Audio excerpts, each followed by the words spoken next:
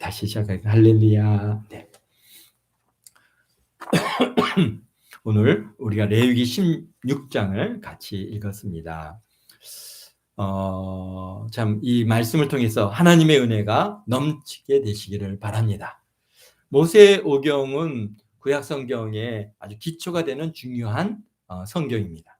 창세기, 출애굽기, 레위기, 민수기, 신명기 이렇게 5가지 성경을 모세오경이라고 우리가 부르고 또 히브리어로는 토라라 이렇게 불려지고 있는데요. 창세기는 하나님 여호와 하나님이 어떤 분이신가, 천지를 창조하시고 우주 만물을 다 창조하시고 참 거기서 그 중에 온 인류 중에 아브라함을 택하시고 또 그들을 통해서 하나님께서 계획하신 일들을 이루시는 그런 하나님이시다고 하는 것을 창세기에서 우리에게 보여주시고 계시면서, 출애굽기는 그러한 그 하나님께서 행하신 구원 사역에 대해서, 비록 그들이 이스라엘이라고 하는 하나의 대표적인 인물이고 한 민족이지만은 그러나 그 대표성을 통해서 우리 하나님께서는 우리의 구원의 사역을 우리에게 보여주고 계십니다. 레위기는 또한 그렇게 구원을 받은 그런 하나님의 백성들이 하나님과의 교제를 갖다가 어떻게 할 것인가, 하나님과의 교제 시간을 갖다가 시간과 방법 이런 것을 갖다가 오늘 우리에게 알려주시고 계신 것입니다. 그리고 민수기는 그들이 이제 하나님의 인도하심을 통해서 광야로 나와서 하나님과 함께 살아가는 삶이 어떤 삶인가, 물론 거기에는 어려움도 있고 여러 가지 그러한 참 힘듦도 있지만은 그러나 날마다 하나님께서 먹이시고 입히시고 공급해 주시는 그런 하나님의 은혜를 그렇게 경험하는 그러한 시간들이 민수기입니다. 그런 반면에 이제 신명기는 어떤 내용이겠습니까? 그들이 이제 하나님께서 약속하신 약속의 땅 가나안에 들어가서 어떻게 살 것인가를 다시 한번, 신이라고 하는 것은 다시 신자입니다. 그래서 다시 한번 그들에게 이제 명령을 알려주시고 계명을 주시고 그것을 갖다 가르쳐 주시는 그런 내용들이 신명기입니다. 그래서 이 모세오경에 그런 것 중에 모세오경의 가장 중심이 되는 성경은 바로 창세기, 출애굽기, 레위기, 그 다음에 또 뒤로는 이제 민수기, 신명기. 그러니까 그 가운데 중심에 있는 것이 레위기입니다. 그 레위기의 또 가장 중심이 뭐냐? 오늘 읽은 바로 16장입니다. 그래서 그런 모세오경의 중심인 레위기와 레위기 중심이 되는 바로 오늘 16장을 같이 읽었습니다. 근데 그 16장의 내용이 뭡니까? 바로 속죄일이죠. 대속죄일. 그러니까 모세오경의 중심이 바로 오늘 읽은 레위기 16장이라는 것입니다. 그래서 그 중에 무엇을 기록하고 계십니까? 바로 속죄일의 규례입니다. 즉 1년에 한 번 드려지는 대속죄일에 대한 규례를 오늘 16장에서 기록하고 계십니다. 속죄일은 제사장의 속죄에서부터 시작해서 온 백성의 죄를 갖다가 다 대속하고 속하는 그런 아주 중요한 그런 날이 바로 속죄일인 것입니다.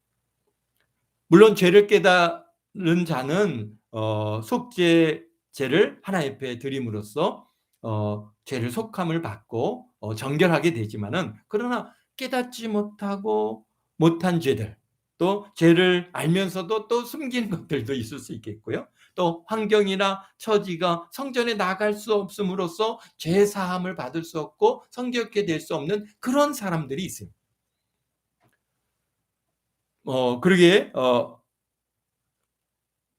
그런 모든 사람들의 죄를 속죄하는 날이기에 개인이나 민족적으로나 국가적으로 매우 중요한 날일 수밖에 없는 것입니다. 그러니까 무슨 얘기예요? 우리가 이제 개인적으로 하나님 앞에 속죄제도 드리고 속건제도 드리고 화목제도 드리고 이렇게 해서 하나님과의 교제를 이루어가는데, 그러나 그렇게 하지 못하는 사람들이 있어요. 거리 때문에도 못하고 또는 여러 가지 질병이 있다든지 여러 가지 장애가 있다든지, 그러면 장애를 입는 사람들은 하나님 앞에 나갈 수가 없어요. 그렇다면 그들은 어떻게 속죄를 받겠습니까? 그래서 그런 온 그런 백성, 모든 그런 그 이스라엘 백성 전체가 또 이 속죄를 통해서 다 그들의 죄를 갖다가 속해 주시는 참 엄청난 놀라운 그런 복음의 날이 바로 속죄일인 것입니다.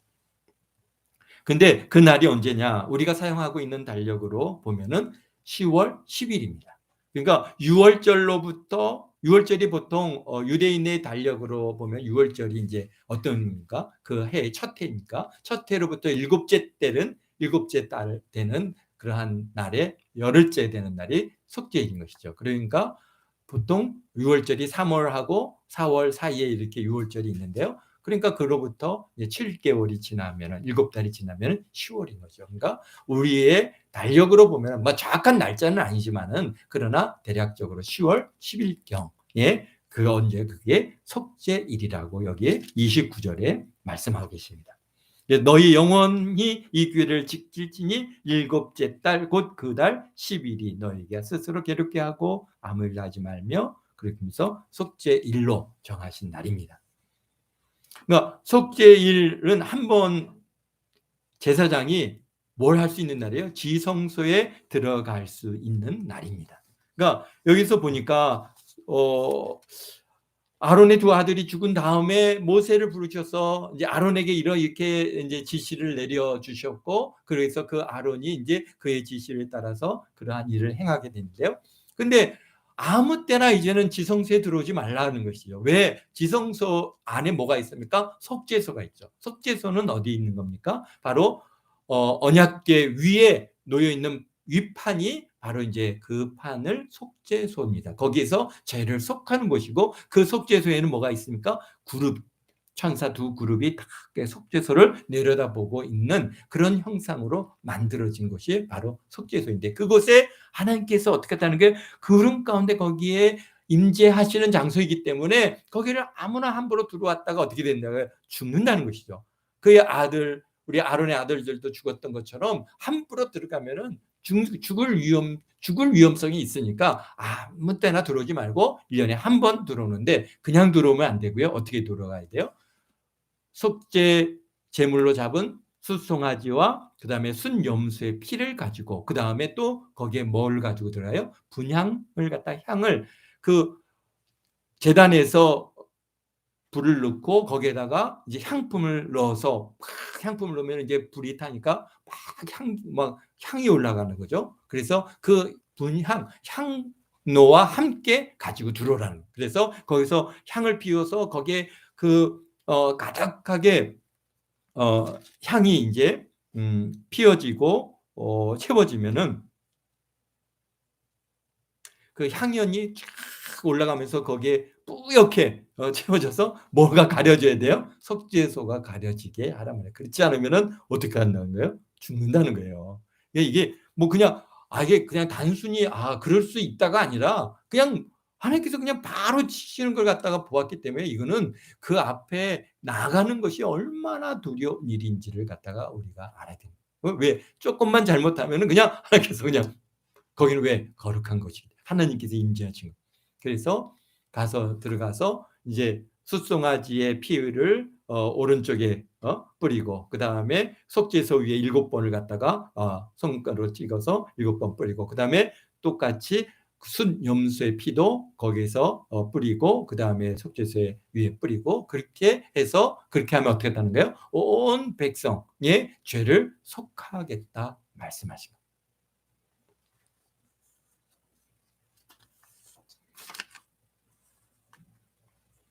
그런데 이 속죄일, 바로 대속죄일에 특이한 게 하나가 있어요.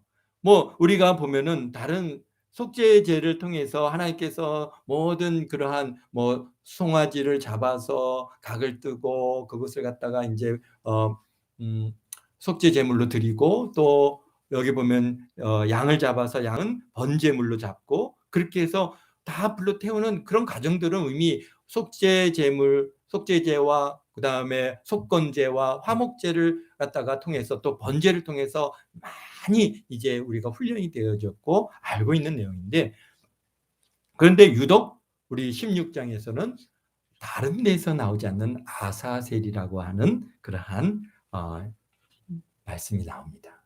우리 볼까요? 우리 8절에 두 염소를 위하여 제비를 뽑되 한 제비는 여호와를 위하여 한 제비는 아사셀을 위하여 할지며라고.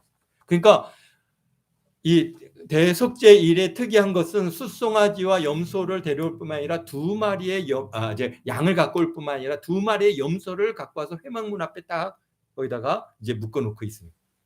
그리고 그 둘 중에 하나 어떻게 하면 제비를 뽑습니다. 하나는 여호와를 위해서, 하나는 아사셀을 위해서 제비를 뽑습니다. 어느 게 뽑힐지는 모르겠죠. 그러나 어쨌든간 하나님께서 택하시는 그 한 염소는 여호와를 위해서, 하나는 아사셀을 위해서 그렇게 선택이 됐습니다. 그러면 여호와를 위해서 저게 선택된 그 순염소는 순양을 숫송아지를 잡고 그 속죄 제물로 잡는 것처럼 이 숫염소도 잡아서 속죄 제물로 삼고, 그 다음에 어떻게 합니까? 그 피를 가지고 지성소에 들어가서 속죄를 하고, 그 다음에 또한 번제단도 똑같이 하나님 숫송아지 피와 순염소의 피로 그것을 갖다가 속하는 그러한 속죄 제물로 쓰는데, 아사셀 또 한 마리는 어떻게 하니까 살려두라는 겁니다.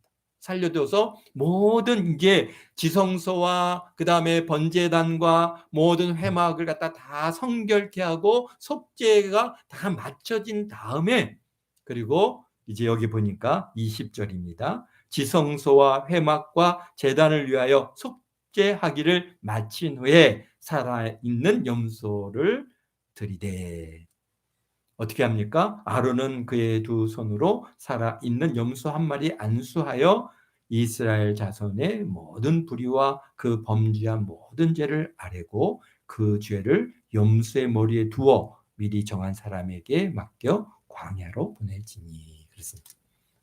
그러니까 이 아사셀이라고 하는 것은 여기에 보면은 뭐 여러분 성경에도 있겠지만은 거기에 뭐 이렇게 번호가 붙어 있죠. 그게 보내는 염소. 그러니까 이 아사셀이라고 하는 이 말의 의미는 보내다, 염소와 보내다라고 하는 그러한 두 합성어입니다.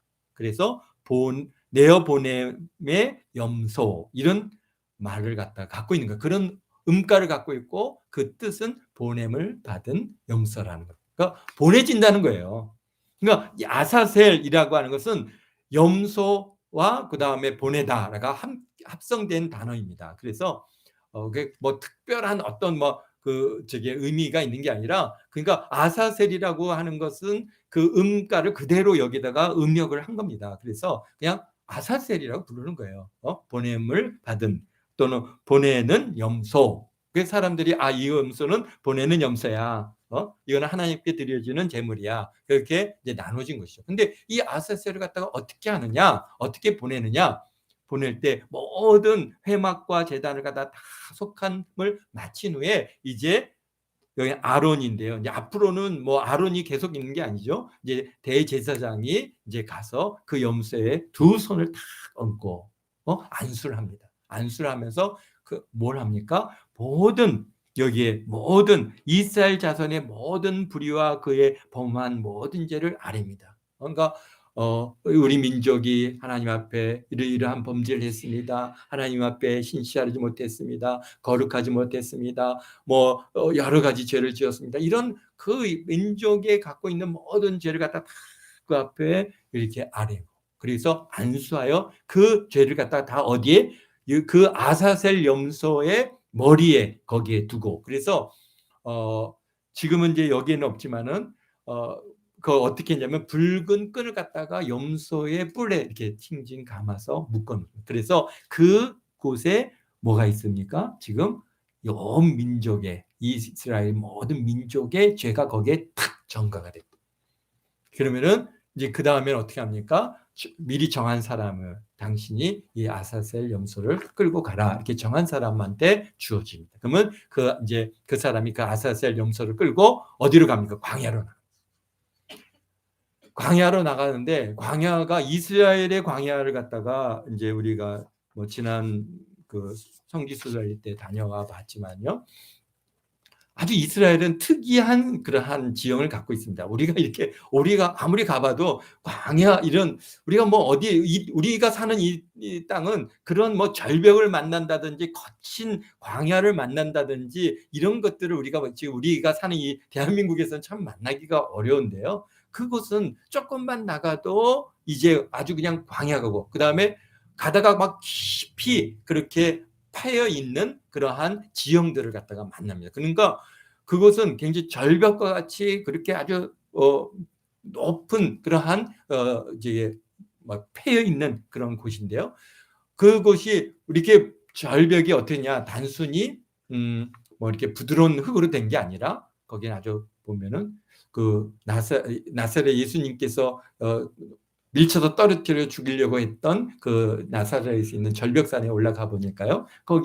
거기도 그렇게 그냥 이렇게 평지입니다. 이렇게 위에서 이렇게 평평하다가 갑자기 그냥 뚝 떨어지는 이런 절벽인데요. 그런데 거기에 가서 보니까 밑에가 그냥 이렇게 돌이 광야니까 나무나 이런 게 있어서 혹시 떨어지다 나무에 걸려가지고 우리가 뭐 살 수도 있겠지만 거기는 그런 게 없어요. 그냥 막 빼쪽빼쪽한 돌멩이들이 그냥 쫙 깔려 있습니다. 그러니까 위에서 이게 딱 떨어지면은 거기에 탁 타격을 받아서 죽을 뿐만이 아니라 어떻게 돼요? 막 이제 그 빼적빼적한 곳에 막 굴르잖아요. 굴르다 보면 찢기고 터지고 막 가죽이 막 찢겨가지고 피가 흐르고 그래서 아주 피가 난자해서 죽는 곳이 바로 이 절벽의 그런 형태를 가지고 있는데요. 바로 그런 곳에 여기에 보니까 어떻게 해요? 22절에 접근하기 어려운 땅에 이르거든.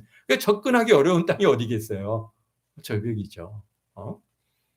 광야에 이렇게 광야로 끌고 가서 접근하기 어려운 땅에 이르거든. 그 염소를 광야에 놓을지니라. 그래서 쉽게 얘기해서 이게 놓으면은 이제 염소야 가라 잘 가 안녕 빠이빠이 이렇게 보내는 게 아니에요. 절벽에서 그냥 놓는다는 거예요.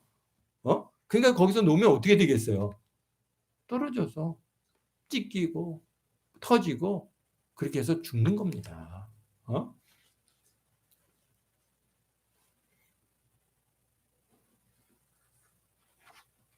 그리고 그래서 하나는 여호와를 위해서 하나는 아사셀을 위해서 그 광야로 내어놨습니다. 왜 이 아사셀 염소는 이렇게 죽을까요? 사실 그래서 이스라엘 유대인들은 사실 이 의미를 정확하게 모릅니다. 이스라엘 사람들이 이스라엘 사람들이 성경을 잘 알고 성경을 잘 해석할 수 있는 것 같지만은 사실은 그들은 뭐가 없어요? 신약이 없어요. 그러니까 신약이 없다 보니까 이 아사셀이 뭔지를 그들이 잘 모르는 거예요. 그래서 왜 아사셀에게 바쳤는가? 그래서 어떤 정말 그 히브리 사람들의 그 설명을 보면은 정말 과감한 게 아사셀이 악이다, 악마다, 그래서 악마에게 바쳤다, 이런 식으로 해석하는 경우들도 있는데요. 그거는 굉장히 잘못된 겁니다. 왜 그렇겠어요? 그들이 예수님을 모르기 때문에. 예수님, 바로 이 아사셀이 누굽니까? 왜 이렇게 이스라엘 백성들이 죄를 지고 죽는 것이 이처럼 처참하고 고통스러움을 하나님께서 이스라엘 백성들에게 보여주고 깨닫게 해주시는데요. 그러나 지금까지 유대인들은 그것을 깨닫지 못하고 있습니다. 왜? 아사셀은 바로 예수 그리스도의 예표이기 때문에. 그래서 이사야서 53장 4절 7절에 보면은 그의 찔림은 그의 상함은 그의 그러한 모든 것들이 다 예수님을 내표하고 있는 것과 같이 바로 뭡니까? 예수님께서 어떻게 죽으셨습니까? 바로 신문을 받았지.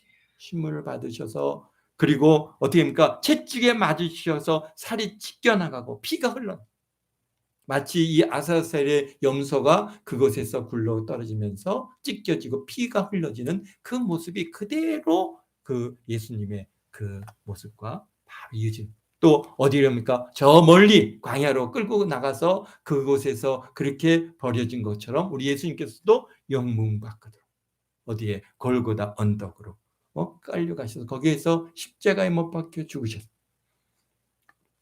그리고 오늘 낮에 말씀처럼 엘리 엘리 라마 사막다니 나의 하나님 어찌하여 나를 버리시나이까 하고 부르짖으면서 그곳에서 염소가 그냥 거기서 떨어져서 죽을 때 그냥 죽었겠습니까? 얼마나 소리를 지르고 부르짖었겠습니까? 바로 그 아사셀은 바로 예수님 그분을 갖다가 오늘 우리에게 보여주고 있다는 것을 이스라엘 백성들은 신약을 모르기 때문에 그것을 갖다가 이해하지도 못합니다.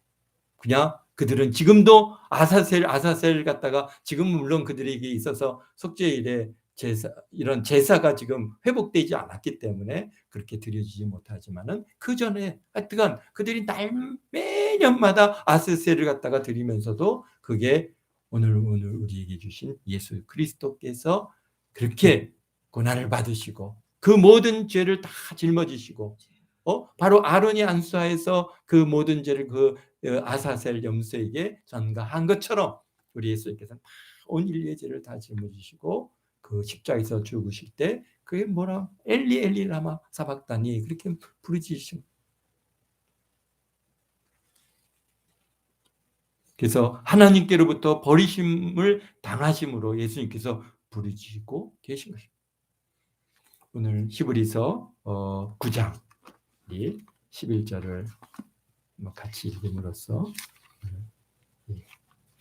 말씀을 마무리하고자 합니다. 히브리서 9장입니다.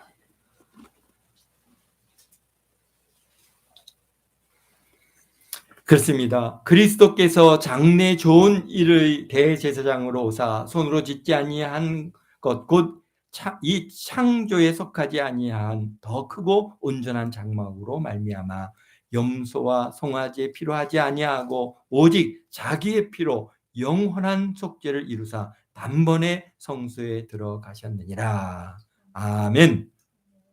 우리 9장 이후에도 계속해서 다 우리 예수님의 그러한 이 죽으심에 대한 그 속죄에 대한 말씀입니다. 그렇지만은 그렇습니다. 예수님께서 바로 이 아사셀이 그렇게 드려진 것처럼 오늘 예수님께서는 우리 죄를 다 짊어지시고 그 십자가에 죽으시고 갈 때 채찍에 맞으시고 온갖 모든 고난을 다 당하시고 멸시를 받으시고 그리고 피 흘리시고 십자가에 못 박혀 죽으심으로써 우리 죄를 대속하셔서 자기를 단번에 영원한 속죄를 이루사 단번에 성소에 들어가셨습니다. 오늘 우리에게 그러기에 다시는 아사셀도 필요 없고 다시는 우리가 다른 속죄의 제사가 필요 없는 것은 바로 예수님께서 단번에 그 십자가에서 들이심으로써 우리의 죄를 대속하셔서 그 모든 그러한 대속, 속죄의 이 모든 제사를 완성하여 주셨습니다. 그래서 예수 그리스도를 믿는 자에게는 하나님의 은혜가 임하고 하나님의 자녀가 되고 하나님으로부터 우리가 죄사함의 은혜를 더 입어 참으로 우리가 담대하게 하나님 앞에 나아갈 수 있는 그런 귀한 은혜가 있게 되어진 줄 믿습니다. 오늘 비록 이스라엘 백성들은 아사셀의 의미를 갖다가 정확하게 모르지만은 오늘 우리에게는 이 모든 구약 성경의 키인 우리 신약을 우리에게 허락하시고 예수 그리스도를 모르면은 구약을 알 수가 없는 거예요. 물론 문자적으로 그 의미들을 갖다 그들은 이해할 수 있을지 모르지만 오늘 성경 전체는 바로 예수 그리스도 그분을 예표하고 그분을 드러내 보여주고 있다고 하는 사실을 우리가 또 다시 한번 이 은혜를 덧입습니다. 기도하겠습니다. 거룩하신 아버지 하나님 감사합니다.